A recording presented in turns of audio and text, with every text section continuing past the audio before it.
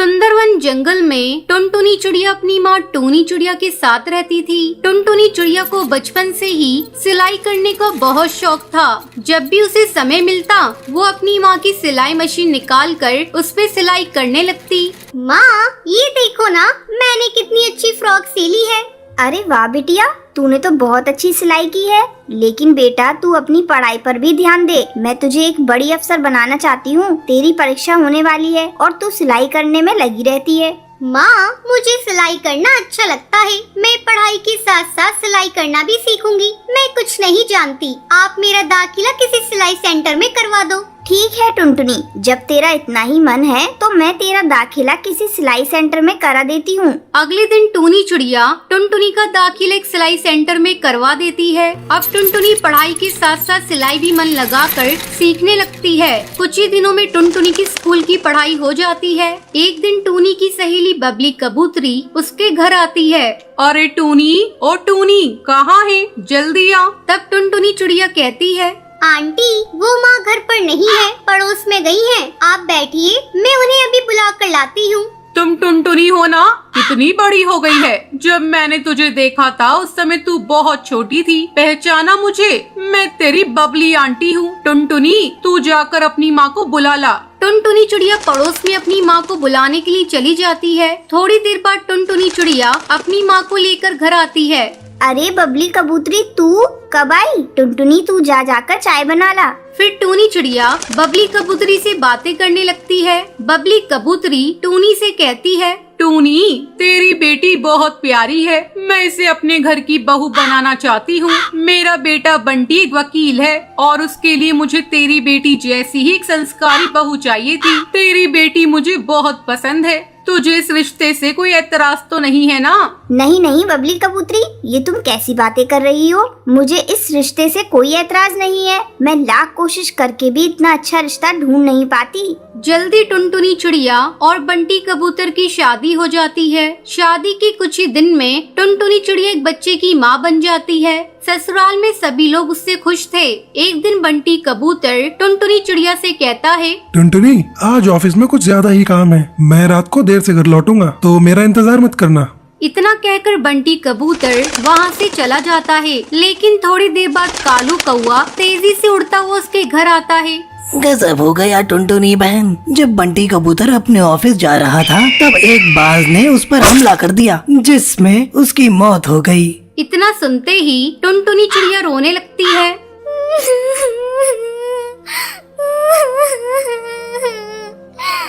माँ जी ये सब क्या हो गया? माँ जी बंटी कबूतर के बिना भी ये घर कैसे चलेगा? टुनटुनी तू हिम्मत मत हार बेटा। ऊपर वाले की मर्जी के आगे किसी की नहीं चलती। इस तरह कुछ दिन गुजर जाते हैं। टुनटुनी चिड़िया अपना दुख भुलाकर सिलाई का काम करना शुरू कर देती है। आस पड़ोस के पक्षी उसके पास अपने कपड़े सिलवाने के लिए आने लगते हैं। एक दिन हरी काकी उससे कहती है, टुनटुनी तू तो इतनी अच्छी दर्जी है, इसके बारे में तो मुझे पता ही नहीं था। कम पैसों में बहुत अच्छे कपड़े सिल देती है। तू ऐसा कर, अपना एक बुटीक खोल ले। हाँ काकी, आपका सुझाव बहुत अच्छा है। मैं जल्दी ही अपना बुटीक खोलूंगी, लेकिन इसके लिए पहले मैं माँ जी से इजाजत लूंगी। हरी काकी के जाने के बाद टुनटुनी चिड़िया अपनी सास से बुटीक खोलने की इजाजत मांगती है। माँ जी क्यों ना मैं अपना एक बुटीक खोल लूं, इससे अच्छी कमाई हो जाएगी। ठीक है टुनटुनी, तुझे जो अच्छा लगे वो कर। तू अपने बुटीक का अच्छे से काम कर, मैं तेरे बच्चे को संभाल लूंगी। जल्द ही टुनटुनी चिड़िया अपना बुटीक खोल लेती है। अब उसकी कमाई पहले से दुगनी हो गई थी। इस तरह टुनटुनी चिड़िया खुशी खुशी अपनी जिंदगी बिताने लगती है। टुनटुनी नाम की धोबन अपने पति बंटी के साथ धोबी घाट पर काम किया करती थी। टुनटुनी और बंटी की जिंदगी में खुशियों की कोई कमी नहीं थी। उनके पास जितना अनाज होता था वो उसमें गुजारा कर लेते थे। एक दिन बंटी अपनी पत्नी टुनटुनी को कहता है, टुनटुनी जब से तुम मेरी जिंदगी में आई हो मुझे ऐसा लगता है मेरे सारे दुख और दर्द कहीं चले गए हैं। हाँ जी, ये तो आपका बड़प्पन है। मैं तो आपसे शादी करके बहुत सुखी हूँ।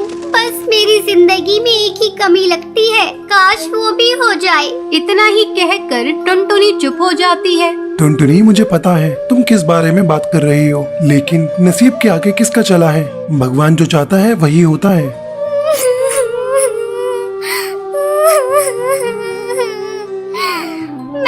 कभी किसी का बुरा नहीं किया, फिर क्यों भगवान ने मुझे बांझ बना दिया? क्यों मेरे पास कोई भी संतान नहीं है? मैं हमेशा से ही दूसरे के बच्चों को खिलाकर अपना दिल बहला लेती हूँ, लेकिन मेरा भी मन करता है मेरी खुद की संतान हो जो मुझे माँ कहकर बुलाए। टुनटुनी, तुम परेशान क्यों होती हो? कोई नहीं, भगवान ने चाहा तो हमारे पास भी संतान होगी। चलो अब अपना काम करते हैं। कुछ कपड़े धुलने के लिए पड़े हैं, उन कपड़ों को धो लेते हैं। हाँ जी, आप सही कह रहे हैं। चलिए, काम तो करना ही है। टुनटुनी जाकर कपड़ों का गट्ठा खोलती है और उसे देखकर रोने लगती है।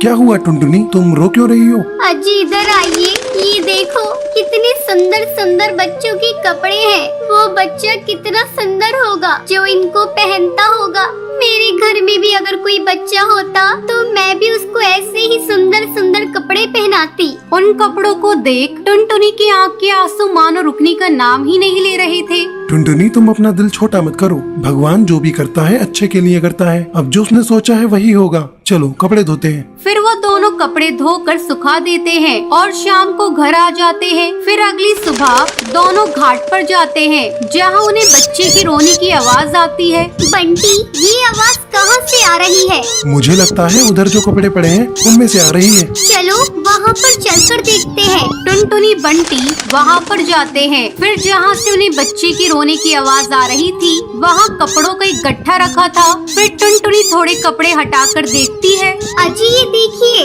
इन कपड़ों में तो कोई बच्चा लिपटा हुआ पड़ा है। टुनटुनी बच्चे को देखती है। वो एक बहुत ही प्यारी चिड़िया थी। अजी ये कितनी सुंदर चिड़िया है। कौन इतनी प्यारी चिड़िया को यहाँ पर छोड़ गया है? पता नहीं कैसे कैसे पक्षी हैं। कोई बच्चे को तरसता है तो कोई बच्चे को छोड़कर चला जाता है। खैर जो भी हो, अब से ये बच्ची हमारी है। हो सकता है भगवान ने तुम्हारी सुन ली हो और ये बच्चा तुम्हें दे दिया हो। फिर बंटी जैसे ही बच्चे के नीचे पड़े कपड़ों को उठाता है तो वो देखता है उसके नीचे बहुत सारे पैसे पड़े थे। अजी ये इतने सारे पैसे इस बच्ची के साथ कौन छोड़ गया? शायद जिसने इस बच्ची को छोड़ा है उसने ही इसकी परवरिश के लिए पैसे छोड़े हैं। पर कोई ऐसा क्यों करेगा? मेरी तो समझ में नहीं आ रहा है कि कोई ऐसा क्यों करेगा। लेकिन कोई ऐसा करके गया है। चलो ये पैसे इस बच्ची के लिए ही है, तो बच्ची के काम ही आने चाहिए। टुनटुनी और बंटी बच्ची को घर ले जाते हैं और बच्ची को अच्छे अच्छे खिलौने लाकर देते हैं और बहुत अच्छा खाना भी खिलाते हैं।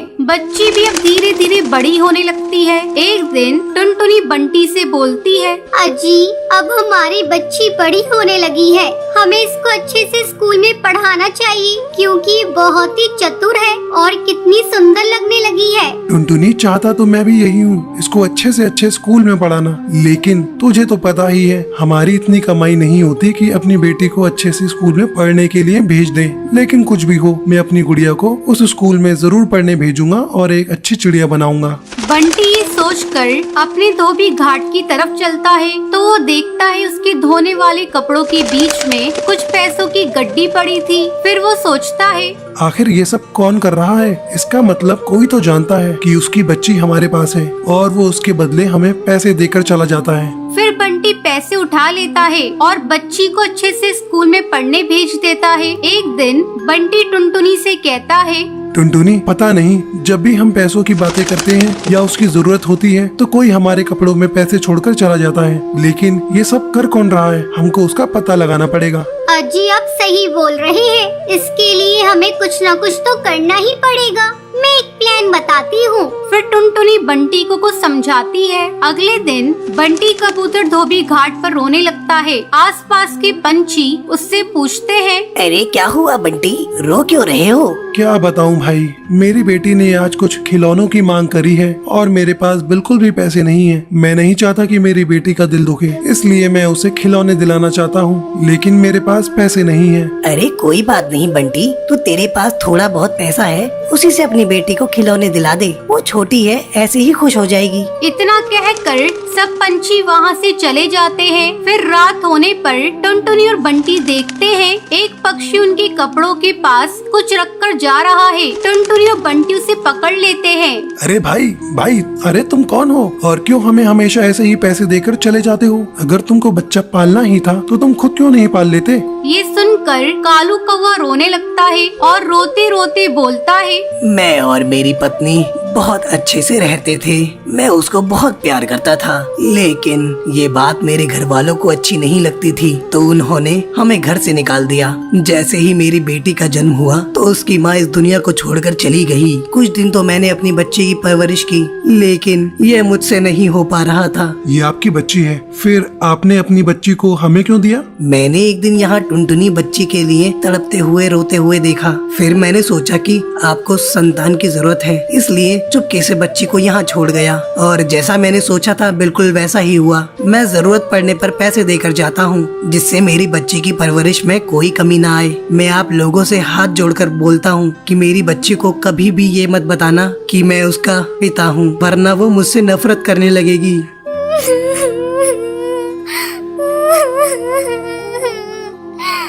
ठीक है भाई साहब, पर मैं आपसे ये कहना चाहती हूँ, आपने एक बांझ की सोनी गोद को भर दिया है, तो इस पर जितना हक हमारा है उतना आपका भी है, और आप कभी भी इससे मिलने आ सकते हैं। फिर कालू कौवा और बंटी इस बात से सहमत हो जाते हैं और अगले दिन बच्ची के पिता को अपने घर पर दावत के लिए बुलाते हैं। और फिर ऐसे ही टुनटुनी, बंटी और उनकी बच्ची और साथ ही साथ बच्ची का पिता सब मिलकर खुशी खुशी रहने लगते हैं।